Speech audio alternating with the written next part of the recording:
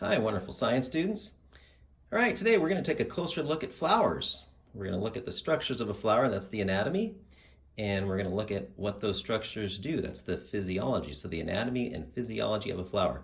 And these are some beautiful flowers right here. So we're probably going to take a look at this one in detail. So we'll dissect this one, look at its parts, find out what the parts' names are, and what those parts do.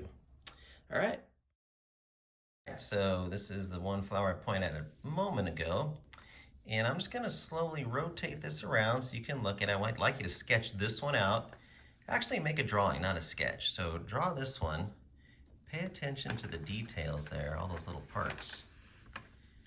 And if you could add color, that would be tremendous as well. So if you have colored pencils, you can color these in. So there it is right there. It's beautiful. So you can pause this and draw this. Okay, so make a nice drawing of this one, paying attention to details. And for scale, just so you know how big this flower is, okay, so here's my hand, okay, and there's the flower, right? And all these little parts right there. I'll try and zoom in on these for you. So right here, these parts right there. Okay, we're going to talk about what all these parts are in just a moment.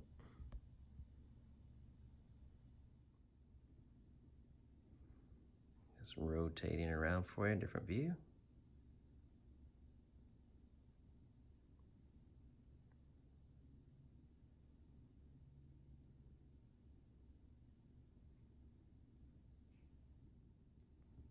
Okay, so I've removed the petals, very colorful. They attract insects and birds and other living organisms that will be attracted to the flower because of the color to spread pollen, and we'll talk about that in just a bit. So what we have left of the flower is right here, these parts right here. We're going to talk about these in just a bit. And you can see that there's 1, 2, 3, 4, 5, 6 similar structures, almost identical, and then there's one structure that's different right in the middle of them. So we'll find out what those are called here in just a moment, okay? Okay, so I've labeled the petals for you. Colorful, they attract pollinators, talked about that. And then these are the other 6 structures that we pointed out earlier. And these are considered the male structures of the flower. So these are considered the male parts of the flower. This is the anther, not antler, anther. And the anther produces pollen, makes pollen. And the anther is connected to the flower by the filament. And then pollen grains, right there, are microscopic, and each one contains a little sperm cell, a male gamete, male reproductive cell, genetic material. And the entire structure is called a stamen. Stay on the man, stamen. Anther and filament combined. Okay, so this is what we have so far. We got something left, got some parts left. There we go. Remember style? Carried a pistol. Had a house that was oh very nice. Had parents' names Yule and Ova. Well, here we go. Let's look at these parts right here. Okay, so here are the female parts of the flower. The stigma is at the top there, receives pollen grains. The style connects the stigma to the ovary, so the pollen grains' contents travel down the style into the ovary, and the ovary produces and stores ovules. The pistil is the name of the entire, all these structures combined is known as the pistil. All right, so let's try and make sense of the Stan the Man story. So Stan the Man obviously is the stamen, and the stamen has anthers, not antlers, anthers. And remember, Stan wanted to meet style, and so he put pictures of his parents on his antlers, his anthers, pictures of Lynn and Paul. So that's pollen, okay, pollen grains. And style had a stigmatism, right, stigmatism, and kind of sticky, and she always carried a pistol.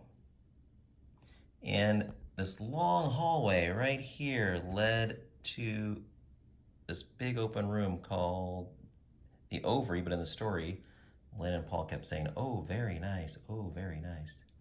And then Styles' parents' names were Ova and Yule. Now, when Stan noticed that their parents were missing for a while, they walked over to Styles' house, and all the petals had fallen off around her house, right? Remember, her house was surrounded by petals, but when they got there, all the petals were gone. And on the way there, Stan the man's antlers started falling off. And that happens to a flower. The petals and anthers fall off and the stamens fall off.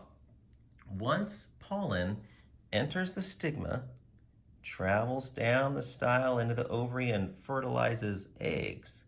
Once the flower has fertilized eggs in its ovary, all the other parts of a flower aren't necessary. And so the petals and the anthers, the stamen all fall away. And all that's left is the ovary. And the fertilized ovules, or the fertilized eggs, right? So these fertilized ovules, the eggs, they are becoming baby plants. And where are baby plants found? That's right, seeds. Seeds contain a baby plant. So inside of the ovary, after the rest of the flower has fallen apart, the ovary is still attached to the plant, and these baby plants are growing inside the ovary and become seeds. Right? They have a full-on cotyledon that will nourish it, and a seed coat which will protect it, and the baby plant is developing inside of the ovary of a flower. Yeah, so the end of the Stan the Man story ends with Stan saying this is a seedy neighborhood. Seeds are developing inside of the ovary. Fertilized ovules have now turned into baby plants, or developing baby plants.